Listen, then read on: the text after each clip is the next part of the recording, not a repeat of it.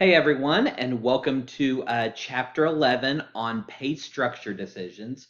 This week, obviously, our topic is compensation, and maybe the most important topic in human resources. Because let's be honest, everybody works to get paid. Of course, it's not the only reason we work. A lot of people work, for the benefits that come with a job, or because of the camaraderie, or because of the environment, or because they like the industry. All that's well and good, but for the overwhelming vast majority of people, we work to get paid. So how do we talk about pay from a kind of an overall broad HR standpoint? And obviously, when it comes to things like compensation, things like equity and fairness always come into play because everybody wants to be paid equal pay for equal work, and obviously I think that's obviously a very important thing is that people should get paid equal pay for equal work, even though that we know that is not always the case in America. That historically women have earned less than men. And luckily, as time has gone on, that gap has started to narrow, but it's still a very large gap. Traditionally, Caucasian men make more than any other group in America. So again, a lot of those inequities have started to move in the right direction. We still have a long way to go. Don't get me wrong, but those things have started to become more and more noticeable, and companies and organizations are doing a better job of trying to narrow that gap, so to ensure that because again, the biggest thing at least from like that I see from an HR standpoint is somebody might have make more than another person in the same job, but it has comparable work experience, comparable education. So how do we determine where what is equitable, what is fair? And your book does a good job of talking about that.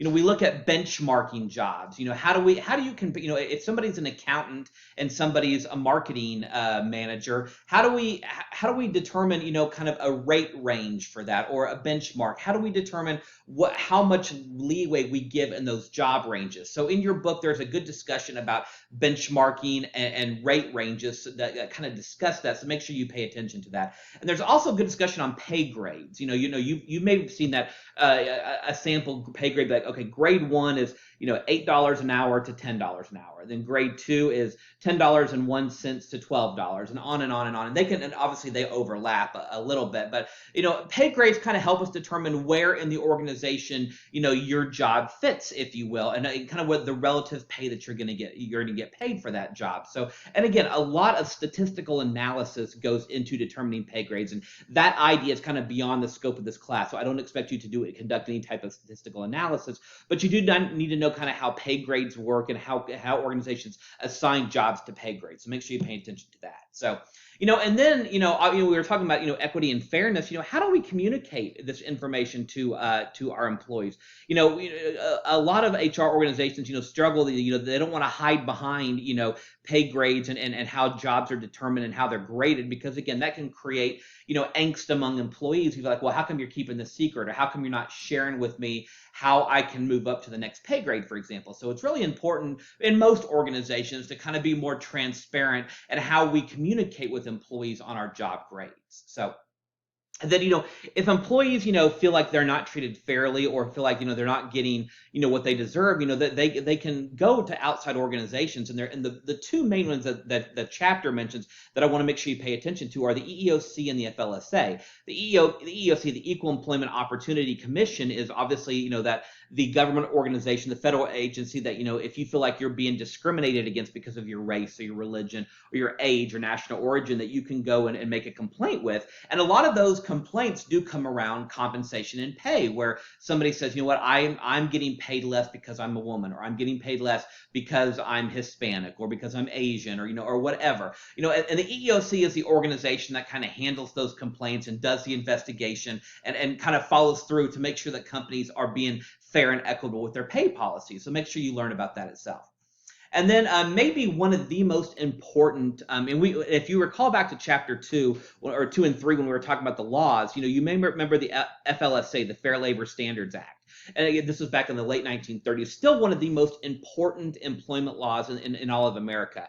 And there's really three things that the FLSA did. One, it established minimum wage. So, states have different minimum wages than the federal government. States can have higher minimum wages. They just can't have lower than what the federal number is. But again, the FLSA established the minimum wage. And again, it varies where you're at in the country, but just know that's where it came from. The FLSA also established overtime. So if you are in a position, you've probably heard the term exempt or non-exempt. So that's another aspect of the FLSA. So exempt means that you're not eligible for overtime. Those tend to be more professional and managerial type jobs where if you work more than 40 hours per week, you're not eligible for overtime.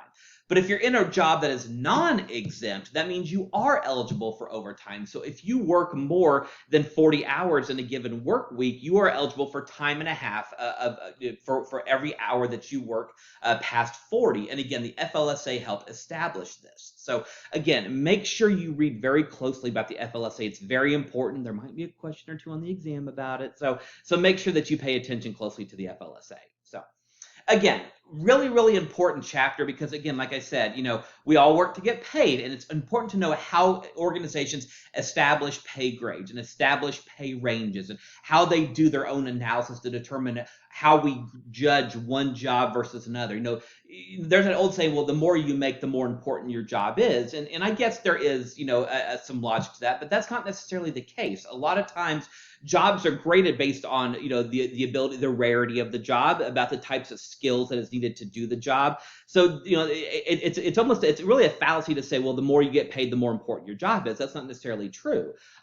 Because again, there's not really one way to say why one job is more important than the other. But again, pay ranges reflect the relative, value that a company places on a job and how they can determine that. So again, really important chapter. Again, we all want to get paid. So no matter what career, what job you go into, a discussion like this is going to be very important to you. So thanks, everybody. I appreciate your attention, and we will see you in the next chapter.